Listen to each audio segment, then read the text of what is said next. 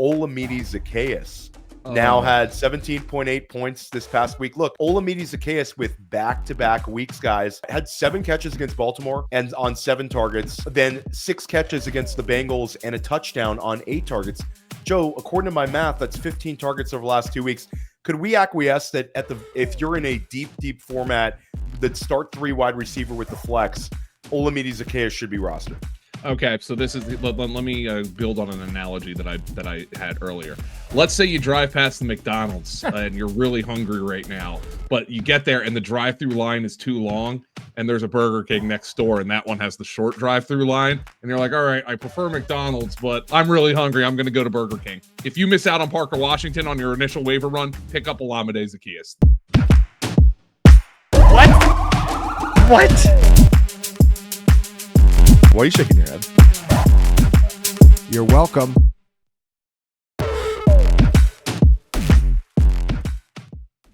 Week 10 fantasy football waiver wire additions and deep sleepers you need to add to your roster right now.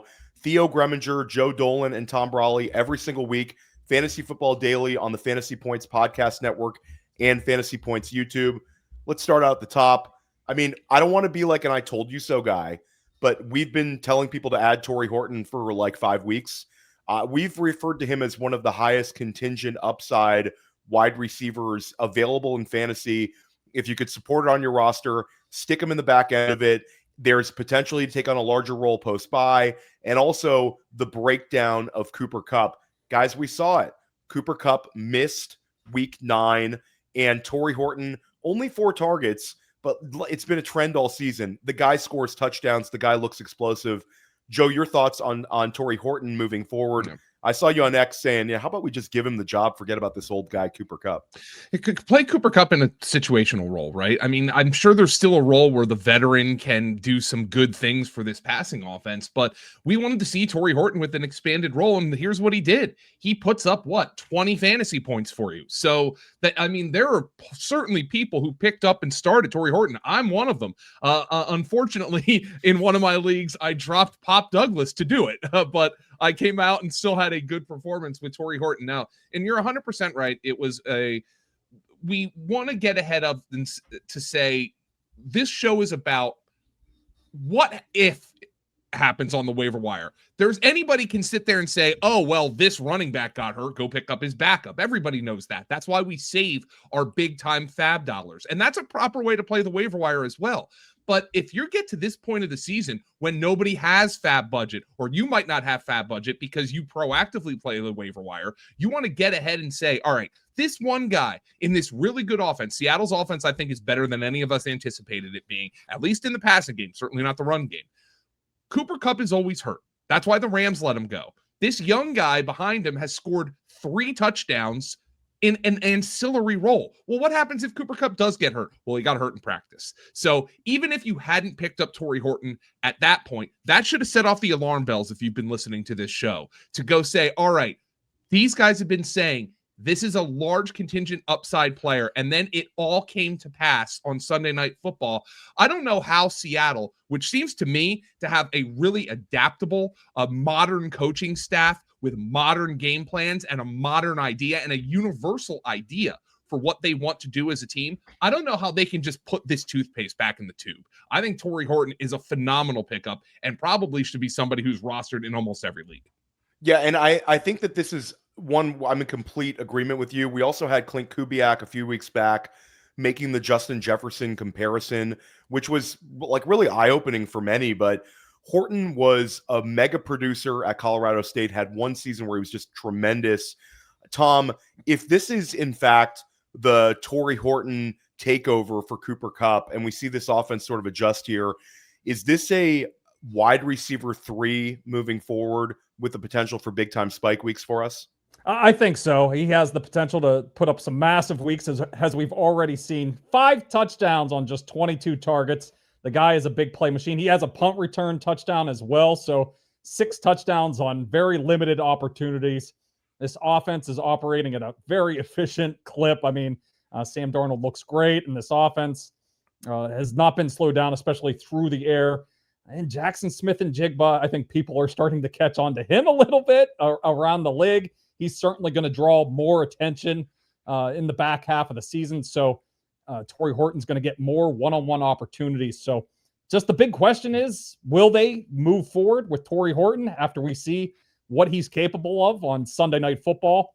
Or do they put Cooper Kupp back into the lineup, put him back ahead, give him the veteran deference here, let him play ahead? I don't think so. I think we're going to see this is a team that has Super Bowl aspirations, and Cooper Kupp is not a number 2 wide receiver on a Super Bowl team right now. He needs to be more of a reserve player. Tory Horton is the kind of dynamic player that needs to be on the field more. So we'll see what happens this week with Cooper Kupp and this hamstring injury. But he's a guy that should be playing full-time. And he's the type of player, I'll be viewing him as a wide receiver 3 right now, but he's got the potential to have some absolutely monster games down the stretch. And he could be on some league-winning type teams here. So if you were smart enough to pick him up over the last couple of weeks, like we were telling you to, great on you. But he's still widely available out there, 95% of Yahoo leagues. So this is the type of player with huge upside that needs to be picked up, added everywhere. And let's see where this goes. So maybe Kupp rejoins the lineup and he plays a little bit of a backup role. But I still think he is worth picking up here to see what happens over the next couple of weeks. Yeah, and you bring up the Yahoo leagues, 95% there. This is not a not in my league, bro guy. I think that there was a number of sharp fantasy managers who in secondary waiver wire runs in like FFPC leagues went and added him before Sunday's games. But I'm looking at the availability in my leagues right now. I'm seeing multiple main events. I'm seeing multiple 350s where he's available. So he's going to be this time of year in some of these higher stakes, deeper formats. This might be one of the last big opportunities to add a potential impact player. So be interesting to see what those FAAB bids look like. Another player who is very interesting, we talk about the contingent upside. We've already seen it now with Parker Washington. Parker Washington, 9 targets, caught 8 of them for 90 yards against Vegas. When week 7, he had 10 targets, caught 4 of them for 52 yards. This is sort of a not as nearly as exciting a player as Tory Horton, but there's a chance that he outscores Tory Horton the next 3 weeks, and I think he's going to be a little bit more under the radar despite the wide receiver injuries. You have Travis Hunter, who's on the injured reserve. Life comes at you very fast, guys. Travis Hunter gets injured, a non-contact practice injury. His season could be over. Now you've got Dyami Brown, who suffered a concussion, and BTJ also is now banged up. So there's an opportunity where Parker Washington could be like a 12-target guy. Jacksonville has used 3 wide receiver sets often. They're in the top 10 in the league right now. Parker Washington doing a lot of damage out of the slot. And we've seen this in Liam Cohen offenses, these sort of guys that get these manufactured looks. Tom, your enthusiasm level for Parker Washington and his potential over the next few weeks. Yeah, he's right behind Horton for me. Horton's still the priority pickup, but Washington, as you said, he could be the more productive player over the next 3 weeks if Horton does move back into a little bit of a reserve role. Washington, it looks like he's going to be a prominent receiver here for Trevor Lawrence, and we've seen any time that he's on the field, Lawrence has an eye for him. He's definitely looking to target him. There's definitely more chemistry there than he's shown with Brian Thomas over the course of this season. So I think Parker Washington with Travis Hunter, we haven't gotten a whole lot of specifics other than it's not an ACL tear, but it doesn't sound very promising. He's going to miss at least the next 3 games. We'll see if he's able to return at some point in December, but this is going to be Parker Washington's job. And as you said, Dyami Brown, concussion, we'll see. He's going to be probably out this week, maybe longer than that. Brian Thomas, we got an ankle injury on top of whatever we've heard about wrist maybe earlier in the season. He had a weird shoulder injury right before their bye. So he has a number of different ailments.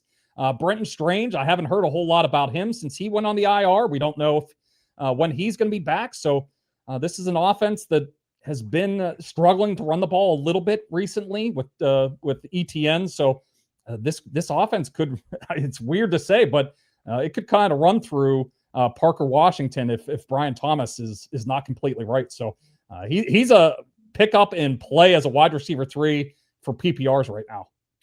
Joe, you're Tory Horton over Parker Washington, or is this roster dependent? Sort of, if I needed a guy this week, do I lean towards Washington, or do you just go with the upside? So here's how I look at this. I am driving down the road and I am starving and I need lunch. And there is a McDonald's right on the road. And I'm like, all right, it's not the best food, but damn, a Big Mac at the right time will absolutely hit the spot. And then I'm going to be good to finish my drive. Or is this, hey, we're 2 hours from our destination. Hey, hon, call up and make a reservation at that fancy restaurant we want. There's no guarantee we're going to get in, but let's just go for the ride. Parker Washington's the Big Mac. He's the fast food hamburger. He is the right now, get satisfied, understand that it's not the best thing you've ever eaten, but damn, does it hit the spot from time to time. And he is the 5 catch for 50-yard guy. And occasionally the fries come out really hot and perfectly seasoned. And you're like, man, I'm glad I did that. I think Tory Horton is more of the steakhouse type of guy, right? He is it's fancier. It's not for every day. You can't afford it every day. And you don't even know if you're going to be able to get into the restaurant on short notice. But if you do, it's going to be one of the better meals of your life. So if I am thinking, I've got like a 6-3 team or a 5-4 team, and I am really starting to get healthy and my team's starting to hit the stride, I'm Tory Horton. If I'm 3-6, 4-5, or I have a 5-4, 6-3 team that has suffered an injury, and I'm like, oh man, I need those calories, I'm a Parker Washington guy. And I think it really is roster dependent. I love the food analogy. Big shout out to you, Joe. That was well thought out. This is not a sponsored program, but yeah, the Golden Arches I'm feeling pretty hungry after listening to that. If McDonald's wants to sponsor this show, have at it. Let us know. We'll give you a good deal here, guys. Let's talk about Alec Pierce, another player we've been telling everybody to add. An interesting, when you look at Alec Pierce, this is a player that we've often thought of as sort of a big boom bust guy, but now he's played 7 games, and he has more double-digit PPR weeks than single-digit PPR weeks. It's been a little bit more consistency from Alec Pierce. We also have guys, everything has been sort of perfect for Indianapolis all season long. They've been in such control of games. Yesterday, we saw them trailing 27-10 with a little less than 7 minutes to go, and we saw what they looked like sort of in comeback mode. They still had nearly 400 yards of total offense, even in a game where Daniel Jones and Jonathan Taylor really struggled. But we saw Alec Pierce, guys, season-high 13 targets, catches 6 of them for 115 yards. Your thoughts on Pierce, Tom? Feels like we talk about him every week. Maybe after this week, he's going to be too rostered for us to talk about. Yeah, he should be picked up. I mean, this is a guy that's playing a lot in a very good offense. And now those opportunities are starting to rise, as you said. 10 targets a couple of weeks ago as well. So he's run so poor with his luck right now. Still no touchdowns, even though he's creating these big plays for this offense pretty much weekly at this point. So I think that's going to turn around at some point. He's probably going to get 2 or 3 touchdowns over the last couple of games, and maybe then he'll be picked up and rostered a little bit more. But he's clearly a big part of this passing attack, and we saw it right out of the gates against the Steelers. They went after, they were throwing to Alec Pierce very aggressively, 64 yards, like right away. He cleared his receiving yards prop just a few plays into the game. So this is a player that they know they can attack some weaknesses with in secondaries, especially down the field. It's just a matter of time before he starts hitting on some touchdowns in the second half of the season here. But he's looking great. He's been able to stay relatively healthy here the last 4 games. We've had some concussion concerns with him earlier this season and earlier in his career, but he is staying on the field and really giving this offense a downfield threat. So he should be picked up, and those touchdowns are coming very soon. Joe, he's going to get a fortune this offseason. Alec Pierce heading into free agency. I think he's going to get a lot of money. Still is relatively young. And when you look at Indianapolis' schedule down the stretch, Atlanta this week, then they go on their bye. Atlanta, this is a Germany game. But you've got Kansas City away in week 12, Jacksonville away in week 14, and Seattle away in week 15. It seems like using Alec Pierce in some of these matchups where the Colts are going to have some pressure on them on the road, that might be beneficial to us when we're chasing upside.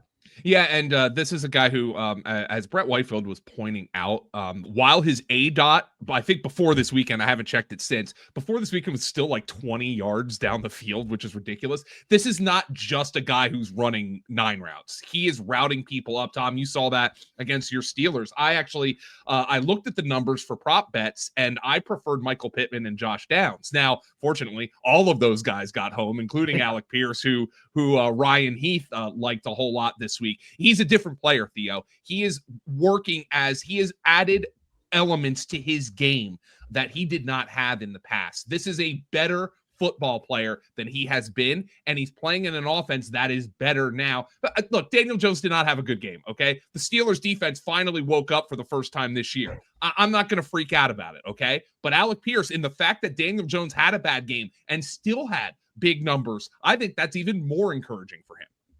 Yeah, there was 6 quarterback hits, 5 sacks. It's the first time we've seen Indianapolis's line sort of exposed like this. So big shout out to the Steelers in that one. Joe, I'll stay with you here.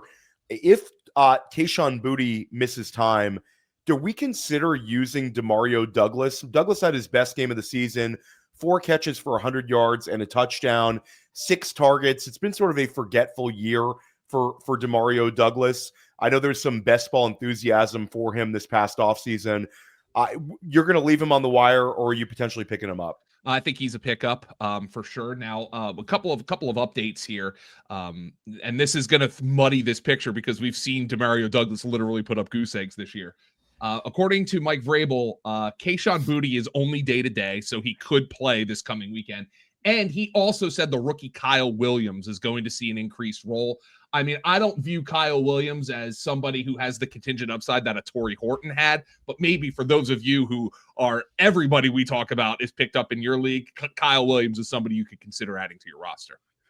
Yeah, Tom and I talked about that in the pre-show. Is Kyle Williams going to be a player that they utilize with a week to prepare, 3rd-round pedigree? They seem to really like him, or is he going to be a cardio guy? Not so sure. Quick reminder to check for Tez Johnson because his team was on a bye week. Tez is a no-brainer ad as well. Andrei Iosivas, guys. Let's kick it to you for this one.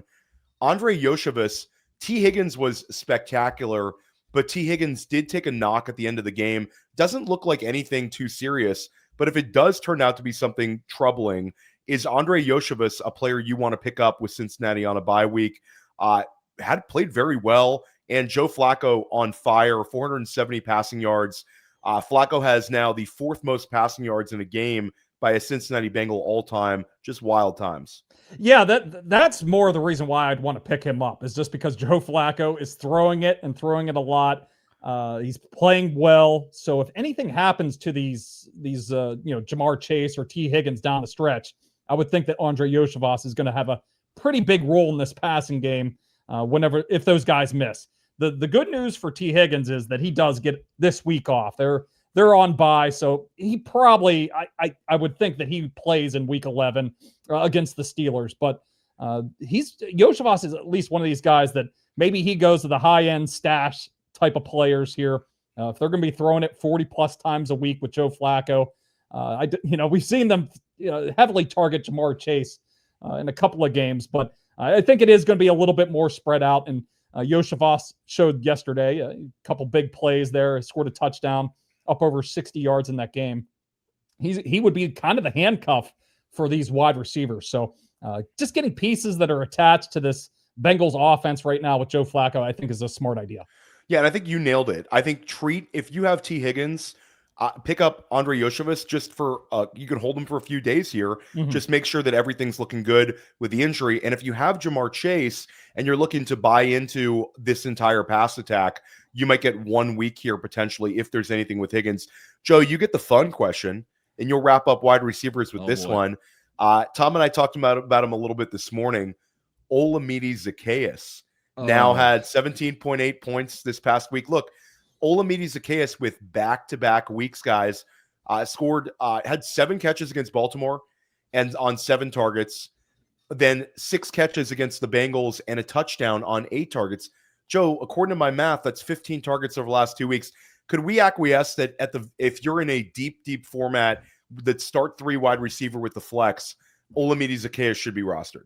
Okay, so this is let me build on an analogy that I had earlier. Let's say you drive past the McDonald's and you're really hungry right now, but you get there and the drive-through line is too long, and there's a Burger King next door, and that one has the short drive-through line, and you're like, all right, I prefer McDonald's, but I'm really hungry. I'm going to go to Burger King. If you miss out on Parker Washington on your initial waiver run, pick up Olamide Zaccheaus. That'll be your contingency player for Parker Washington. Roma Dunze, you mentioned, under 5 points in like 3 of his last 4 games, by the way. 49 points total in that Bears-Bengals game, and Roma Dunze has a 0. So, maybe Caleb Williams trusting Olamide Zaccheaus a little bit more. Yeah, and I we will not be getting sponsored by Burger King after that analogy. Say, yeah, Joe, you could have. I'm sorry, I had to King. pull one out. Yeah. I didn't know. You could have said like some random gas station. You could have but shout out to the Burger I'm King from people. Pennsylvania, man. Gas station food wars are very, very important to our culture. Shout out to the people at Wawa. We would love you to sponsor Fantasy Points. If you want a more expanded waiver wire columns, check out fantasypoints.com. You're going to get access to Tom's waiver wire column. You're going to get access to my waiver wire column. All of our packages are discounted right now, and you can get an additional 15% off using the code Theo. The code Theo gets you an additional 15% off any package. Guys, they make great Christmas presents, great Hanukkah presents, and you get the added bonus if you're a gambler and you want to win some money.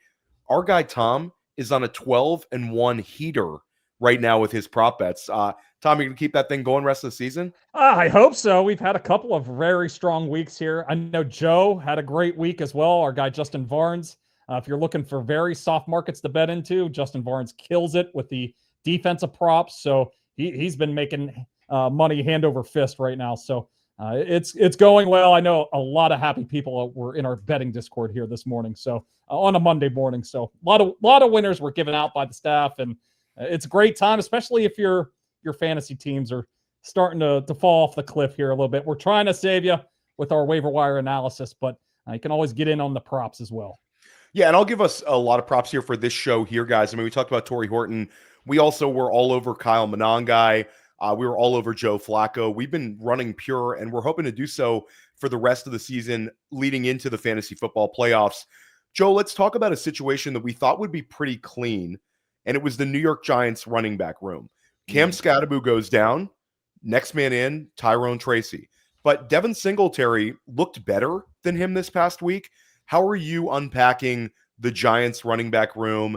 Do you think this is going to be something that's unpredictable week to week? Do you think there's a chance Devin Singletary, who has a deep history with Brian Daboll, could end up just being the more valuable back to roster? I think, unfortunately, what's going to happen here is they are going to do a true hot hand situation. And if neither one gets hot, they're going to split the work down the middle, and neither one's going to get you 10 fantasy points. And Singletary looked a little bit better.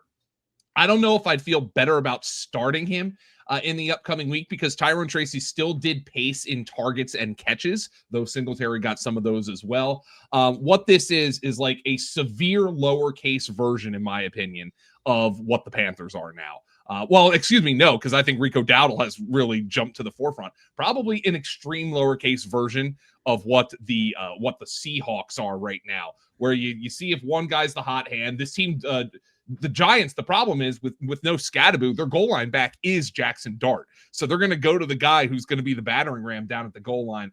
These look like empty calorie running back touches for me. Both guys should be rostered because I know how bad it is at the running back position. And sometimes you just need to get 6 or 7 points from that spot and maybe luck into a touchdown. But unfortunately, this was not a split that I had envisioned. Tom, interesting. Joe brings up there's certain weeks where you just need to get by at the running back spot, and you'd gladly take a 6 or 7 during like bye week hell, or if your team's dealing with injuries. An interesting takeaway from the San Francisco 49ers big win over the Giants was Brian Robinson looked really, really good. This is with Christian McCaffrey sort of setting the world on fire. McCaffrey's averaging 25.7 points per game now, which is like the 11th most all time. But Brian Robinson showed his value. he could end up being one of the most valuable handcuff running backs in football. Not saying anything significant would happen with McCaffrey, but now San Francisco has 6 wins. Let's say McCaffrey misses a week. How valuable is Brian Robinson as a backup on your roster? I think he has potential to be like a low-end RB1 anytime that McCaffrey would miss time this season. So, and we know these touches are starting to add up for Christian McCaffrey. He's basically averaging like 25 touches per game. Guy has an extensive injury history, as we were reminded of last year when he missed most of the season. So the touches could start to catch up to him a little bit here. Robinson, I've actually added him in a league or two when people were really pinched by buys over the last couple of weeks. And some people, they had to make decisions with their roster. And Robinson was a guy that wasn't being played on certain teams. So he was dropped. So I picked him up and added him to my team. He's certainly worth a stash here if something does happen to McCaffrey. And he showed just what he's capable of in week 9 here. Limited touches, but 5 carries for 53 yards and a touchdown. This offense is starting to play a little bit better here. They're getting back to full strength. George Kittle obviously helps that running game a little bit as well. That defense continues to fall apart. Another major injury on defense last week. So they're going to be playing a lot of high-scoring games. So Brian Robinson, in terms of like handcuff stashes, he's at the top of the list for me right now. Joe, let's talk about another running back situation that's sort of evolving here. Ramondre Stevenson was out. It sounds like maybe it's a turf toe situation in New England. TreVeyon Henderson finally had a game where he had the touches. He had 4 catches for 32 yards, 6 targets. He also added 14 carries for 55 yards, scores 12.7 points. How good would TreVeyon Henderson's role have looked if he would have just gotten the rushing touchdown, which instead went to Terrell Jennings? Any interest in adding Terrell Jennings and seeing which way this thing goes, or is this just a TreVeyon Henderson, but that was sort of unlucky he didn't get the touchdown? So I view it more of the latter. He was kind of unlucky he didn't get the touchdown. Now, apparently there was a locker room narrative here. On Sunday, Demario Douglas and Terrell Jennings, who were childhood friends, each scored a touchdown. Demario Douglas, Pop Douglas, recently lost an uncle who was a big mentor to both of those guys. So there was a whole factor of those guys, rallying around themselves and their families, each getting in the end zone.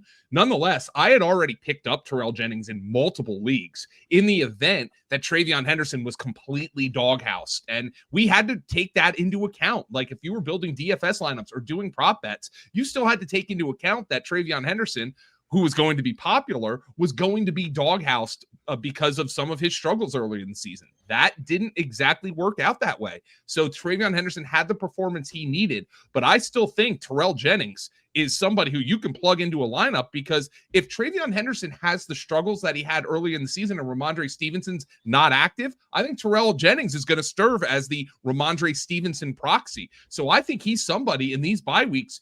You saw him get the touchdown. I think you can plug him into a lineup. And also, this is a really, really good team and a really, really good offense. I think that a lot of props needs to go to Josh McDaniels. Certainly Drake May, we've talked about it at length. Seems like every single Fantasy Points podcast from this summer through the season, we were telling you to draft him this summer, and now we're sort of talking about just how good he is. They're going to score a lot of points every single week. So having a sort of a semi-split backfield here, very, very valuable. Tom, we talked a little bit earlier this morning about Ollie Gordon. Looks like a high ankle sprain for Ollie Gordon. We started to see Gordon and his role sort of increasing the last few weeks as Miami looks to mix in a second back. Are you now enthusiastic about adding Jaylen Wright? Always sort of a fantasy enigma for us. Unbelievable athlete, not a whole lot of production, but they might actually have to use him. And I know they were giving him touches recently as well. Yeah, I'm mildly interested if it does look like Gordon's going to miss multiple weeks here. We have yet to get much of a concrete update. The last thing we kind of saw was that he was day-to-day over the weekend, but maybe we'll have a little bit more information this week. Wright was actually a guy that was being shopped around a little bit here. We'll see on November 4th here at the trade deadline if he is actually moved, but I doubt it now, especially if Gordon is dealing with an injury. So, but we do get this matchup against the Bills this week. Maybe he can get 8 to 10 carries, and he does have that upside now if there is an injury ahead of him with Achane. Maybe Wright is the guy for a couple of weeks. If Ollie Gordon does end up missing some time, it did look like it could potentially be the high ankle variety for Ollie Gordon. So Jaylen Wright would be the next guy up. Yeah, NFL trade deadline. Really, we're excited about it at Fantasy Points. We're actually going to do a live Fantasy Football Daily podcast. I'm doing an extra one this week. It's going to be on Fantasy Points YouTube at 3:30. The deadline's 4 o'clock. We're doing a short show. I'm going to be joined by Scott Barrett and Brett Whitefield for that one. That's going to be a lot of fun. Guys, could we be talking about a rest of the season RB2 role for Isaiah Davis? Maybe a Breece Hall trade goes down. Apparently the Jets want like a third rounder plus. If Isaiah Davis, let's say somebody cut him because of the bye week, guys, and he's out there and there is a Breece Hall trade. I mean, Isaiah Davis, I'd take him over either of the wide receivers we talked about earlier in the show. And even if there was not a trade for Breece Hall, how valuable is this Isaiah Davis role? Joe, let's kick it to you. Yeah, I mean, you want to talk about the ultimate contingent upside guy. The rumors are flying, and you have to take a look at that. It's kind of like Cooper Kupp. Cooper Kupp was a little bit of an easier situation to evaluate because he was 30 plus and he has an injury history, and the Rams decided to move on from him. So we had more tangible information.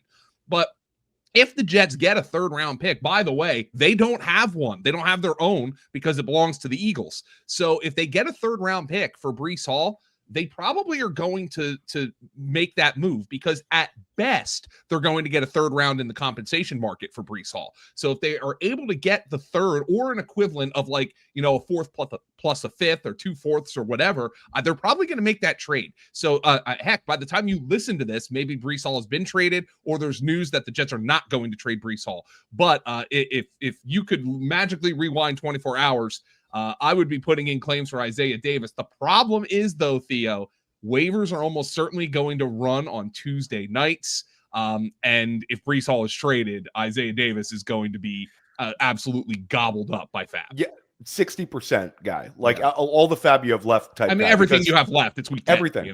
Yeah, Isaiah Davis is such a good pass catcher. We already saw him be successful in that role with Breece Hall on the field, and with Breece Hall putting up a smash week against Cincinnati. Davis just went absolutely nuts. Tom, do we have any updates on the Quinshon Judkins situation? Dylan Sampson might be a sneaky ad in leagues he's available. I know some people got ahead of it, added him last week with Judkins being a little bit banged up. Now you've got Cleveland coming out of a bye week. Those practice reports are going to be very important for Judkins. Your thoughts on Sampson here? Yeah, well, haven't heard anything since, but a lot of times these teams that are on bye the week prior, they do have some sort of practice on Monday. So we're taped before that they potentially practice. So maybe we'll get a little bit more information. It didn't seem like a very serious injury, but shoulder injuries with running backs, those can linger. And if it continues to be an issue for Judkins, this is a team that's going nowhere. They want to lose games at the end of the season here. So I could very easily see them maybe shutting down Judkins or taking some work off of his plate. And Sampson's a guy that's been worked in. He's been mostly in passing situations, but maybe we could see him get a few more carries, and he would be the guy to own if Judkins does miss some time because of the shoulder injury. So we'll see. Jerome Ford's another guy here in this backfield. He could also be traded at the deadline if somebody wants to give up a very late round pick for him. So if that could thin out this backfield a little bit more. So Sampson has a couple different paths to some relevance, but I do worry overall, though, that this offense just it's not very good with Dylan Gabriel. I don't have a whole lot of hope for it with Shedeur Sanders potentially later in the season. So these guys are all kind of, Judkins gets a lot of work, so he can be an RB2 with his work. But I worry about Sampson in this offense. So he's not a priority guy over. I'd much rather have a guy like Isaiah Davis right now. Yeah, and let's also give everybody a reminder to check on Tank Bigsby, who was really, really good the last time we saw Philadelphia. Saquon Barkley was unbelievable, played fantastic against the Giants, but Tank Bigsby filled in for him when Saquon left the game with a groin injury. Now, Saquon and the Eagles say they fully expect him to play against the Packers, but we also just want to keep an eye on this. And like we talked about with Brian Robinson, any week that Saquon would miss, Tank Bigsby would be right into our fantasy lineup. So make sure you check on that one. Joe, let's talk about the tight ends. We finally saw a big performance from Colston Loveland. Really, really strong game from Caleb Williams. That game was just unbelievable for fantasy football, besides, of course, Rome Odunze. But Loveland looked really, really good yesterday. Got the game-winning touchdown, put up some really, really strong numbers. Year of the rookie tight end continues. Is this the start of something big for Loveland over the second half of the year? Yeah, you would hope so, but of course it is the Cincinnati Bengals and that defense that is going to be dueling the Cowboys for historical ineptitude. That being said, you mentioned Rome Odunze kind of falling out of favor a little bit. Cole Kmet leaves with a concussion. I would think a good team, and I would hope that Ben Johnson, with the money they're paying him, a team that is adaptable and self-scouts, is going to say, all right, this is what we were looking for. We've been criticized for 2 months for drafting Colston Loveland over Tyler Warren. He finally showed what he can do. Unleash the guy. That's what I would want to say. I think if you've been playing the tight end Russian roulette, Colston Loveland's the priority for me. He is the guy who I would go out and say, this guy's got all the ability. He was a top 10 pick. Please just be rational here and play the better player. Play the better player than Cole Kmet. That's Colston Loveland. I would hope that the Bears have figured that out. Yeah, I think Loveland's a no-brainer ad, especially when you factor in Luther Burden being banged up, Rome Odunze's struggles, and Loveland just looks awesome. He's a mismatch type player athletically. He's too big for safeties, and he's too quick for linebackers. We saw it with Laporta under Ben Johnson. The narrative with Colston Loveland, and guys, we've seen this over the last couple of years. Talk about Pat Freiermuth's rookie season. Talk about Chig Okonkwo, where these rookie tight ends end up scoring significantly over the second half of the year. That could be Loveland's narrative. Got to talk about the Tucker Kraft injury, Tom. Kraft is one of the big breaths of fresh air. I mean, this is a depressing one if you're a Green Bay fan or if you have Tucker Kraft on your fantasy roster. Looked like he was going to be a challenger for probably a top 2 or 3 tight end finish with the way Trey McBride and Brock Bowers are going to be utilized down the stretch. But Kraft is done. Is there a chance that Luke Musgrave is in fantasy lineups, or does this probably change the trajectory of the Packers offense with a lot of Josh Jacobs and then maybe a little more wide receiver usage? Yeah, I still think he's worth a pickup here with Luke Musgrave. He's a very talented player. He was actually in the same draft with Tucker Kraft, both day 2 picks, but Musgrave was the guy that went before Kraft in the second round. So, and he was playing ahead of Tucker Kraft for a lot of his rookie season. Then kind of his issues in college crept in, and he's dealt with injuries as a rookie, and then leading into his second season, then Tucker Kraft he got his opportunity. He's kind of run with the job ever since, and he was really taking off this season. And as you said, he's got top 3. He was in the top 3 at the position, and it looked like the offense was kind of running through him, at least through the passing game. So devastating injury here, but Musgrave might be even more athletic, and he's clearly talented. Now he's going to get a big opportunity, but I do think the passing game will be through some of these receivers. We're going to get Jaden Reed back in a few weeks. Christian Watson is back. Romeo Doubs.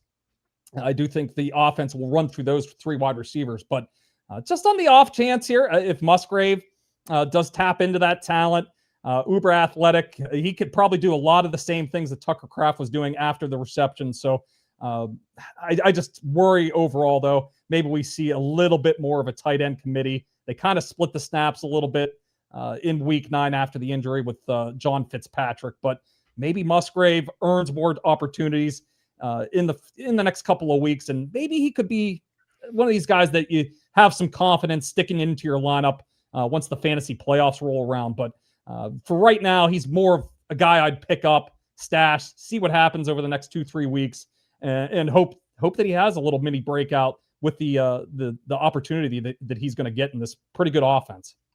Joe, speaking of committee tight end groups, we saw 3 touchdown catches from Baltimore Ravens tight ends. Mark Andrews with 2 of them. That was pretty much Mark Andrews' day, just 2 touchdowns and hit the clock. Then you got Charlie Kohler, also catches a touchdown pass. But the leading receiver at the tight end position was Isaiah Likley, finished with 60 receiving yards. Baltimore rolled. Lamar Jackson, 4 touchdown passes, 0 interceptions, 28-6 over Miami.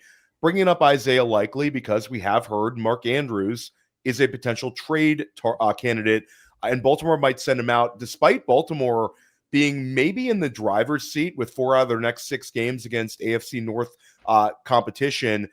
Isaiah Likley looks good, and I think Mark Andrews is expendable.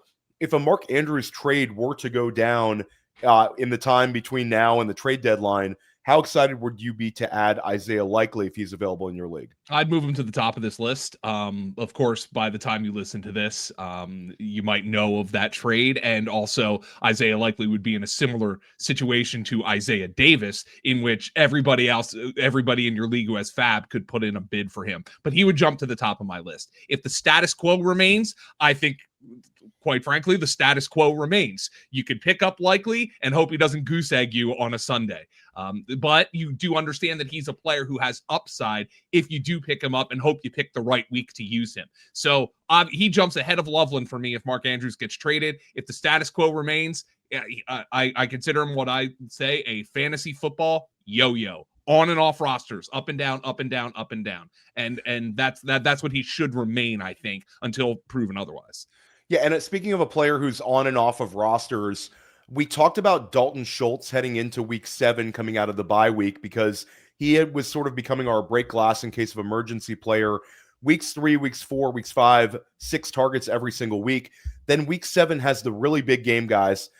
10 targets, 9 catches for 98 yards. Nico Collins, of course, went down in that one. And then week 8, the week that everybody sort of started Dalton Schultz in DFS, gave a clunker, 4 points. So a lot of people cut him in week 8. Then this past weekend in week 9, had another solid performance, 6 catches, 77 yards, 8 targets.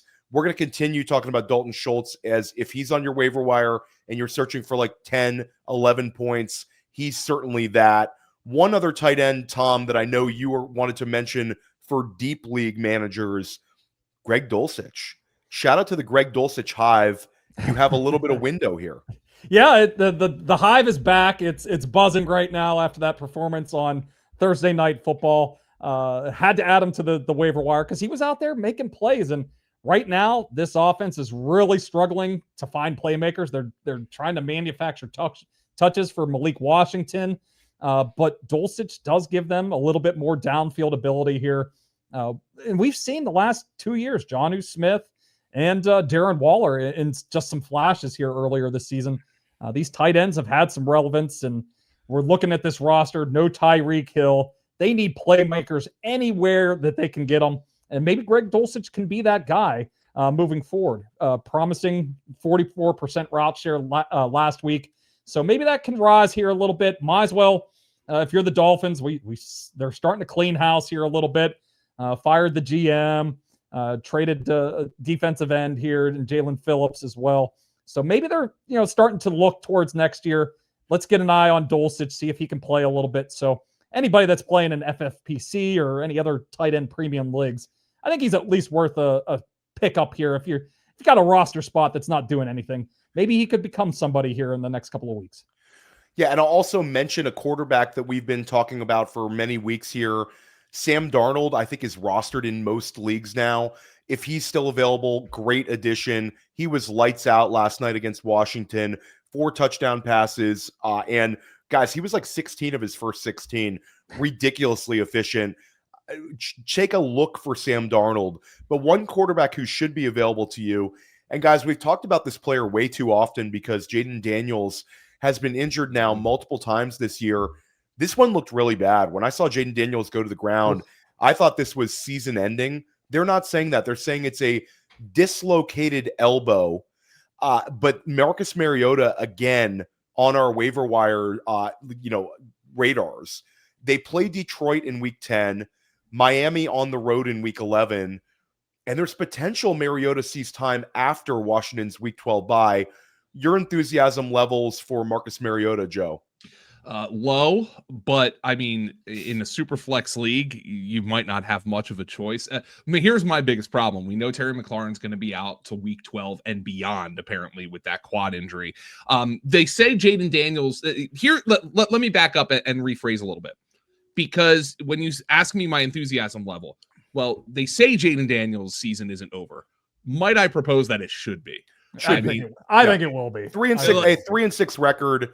The franchise, we all saw, like, rushing a young mobile quarterback, like, it gives PTSD to Commanders fans who were Redskins fans at the time. We didn't want to throw that one out there with Robert Griffin. Yeah, no, and like, look, it's obviously different. This is his non-throwing elbow. If you are going to suffer a gruesome injury as an NFL quarterback, to your non-throwing elbow is the best gruesome injury you can possibly have. But they're 3-6, and guys, this roster is terrible. I mean, Deebo Samuel's out there quitting on routes. Zach Ertz is 138 years old. Their best offensive lineman, Laramie Tunsil, is still in his 30s. I mean, this is just not a very good football team right now. So I don't know how excited I am for Mariota. Look, he's probably going to be, just based on his rushing ability, a top 20-ish quarterback for as long as he's in the lineup. And you might need that, especially in a super flex league. But I feel like there's better options. What if Jakobi Brissett lights up Dallas on Monday night? We were recording this before Monday Night Football. Not that I'm able to see it, YouTube. But just a little. You're costing us a lot of sponsors here. Yeah, I'm Joe. sorry. Well, I'm sorry. Joe, I mean, shout out to the Burger King people. You reach out to Tom. Tom's going to cool the ice here. Tom, JJ McCarthy, like, a lot of people were writing off Minnesota. I saw a lot of, like, DFS articles recommending Detroit's defense. People were very confident in a Lions win. McCarthy never lost in the state of Michigan while in college. He continues to do well in state, goes into Detroit, gets a huge win. The passing yardage, not very high, but he did have 2 passing touchdowns, added another touchdown as a runner. Some positivity here with JJ McCarthy. They play Baltimore this week. Your thoughts on McCarthy? How enthusiastic are you about adding him on the waiver wire if he's available in your league? Yeah, I think he should be picked up. He's running. We've seen in each of his 3 starts here, he's run a little bit and scored some rushing touchdowns. We do need to see some more production in the passing game, though. I know they did go in and get a win here, but this downfield passing attack has to be opened up a little bit more before I get really excited about McCarthy. But I mean, he was written off for dead here the last couple of weeks because of how long it took him to get back. So week 9 was certainly a positive step, and he's put up fantasy production in 2 of his 3 games. So I think he should be rostered. He's got a lot of great weapons here, obviously, with Justin Jefferson and Jordan Addison. So maybe he can. It's one of those, like, this is only going into his 4th NFL start here. So maybe we can see some incremental growth down the stretch, and maybe he could work his way into, like, a high-end QB2 by the end of the season. But I think he still is going to have some growing pains over the next couple of weeks. I think people are maybe rushing a little bit to praise him just because of how bad it was to start the season. But certainly at least some baby steps here taken in week 9. Joe Dolan, 4 passing touchdowns for Geno Smith. 3 of them go to Brock Bowers. Bowers looked unbelievable yesterday. Any interest in picking up Geno here? Is this a turn of events post bye week, or is this hey, he just had a really, really good game against Jacksonville and it all comes crashing down to earth against Denver? We've seen him play 2 really good games, right? And what is the common factor? Brock Bowers was available and healthy for those 2 games. So Geno's still been one of the worst quarterbacks in the NFL this year, but they obviously did not plan on Brock Bowers missing 2 months of the season. So I would have much more interest in Geno than I did just 24 hours ago. And Tom, your interest level in Justin Fields coming out of New York's bye week? Oh, just go in knowing that he can put up a dud for you at any moment. But if you're willing to eat a dud in hopes of maybe a 25-point performance like we've seen from him a couple of times this season, he's worth a play. And at least this week, it's a tough matchup against the Browns, but it's also one where the Jets should be competitive throughout. I'm not expecting a whole lot of points, but maybe he's built a little bit of momentum here. I do expect him to get the start. after getting the win before. Aaron Glenn isn't telling us though. Oh, He's is he? not He's telling playing us. hard to guess here with the quarterback position. But yeah, it's one of those like if I need some upside off the waiver wire and I'm choosing between all these QB2 type options, and I'm a big underdog in a matchup, that's the only time I will use Justin Fields if I need some major upside from the quarterback position. Yeah, and Davis Mills, if you're in a super flex format, check on Mills. Looks like CJ Stroud's going to miss this week. Davis Mills might be a decent spot start. We saw Geno with 4 touchdown passes against this Jaguars defense. Maybe we get a Davis Mills to Nico Collins and Dalton Schultz type game. Guys, we covered way too many names here today. Very thorough one. We're hoping to keep running pure. Big shout out to the audience who's been very supportive to this Waiver Wire show. Again, if you want to level your game up, a subscription to Fantasy Points, go to fantasypoints.com, check out our discounted packages, use the code Theo, get yourself an extra 15% off. Stick with us here on Fantasy Football Daily all week long. My recap show, my start sit with Graham Barfield. JJ Zacharyson is the guest this week. That should be a fun one. And make sure you're tuning in to Fantasy Points YouTube. We're going live. Scott Barrett, Brett Whitefield, and myself going live for the NFL trade deadline. Hopefully a bunch of names to talk about, and we don't get a big letdown here. We got you covered here at Fantasy Points. We're going to help you crush your fantasy leagues this season.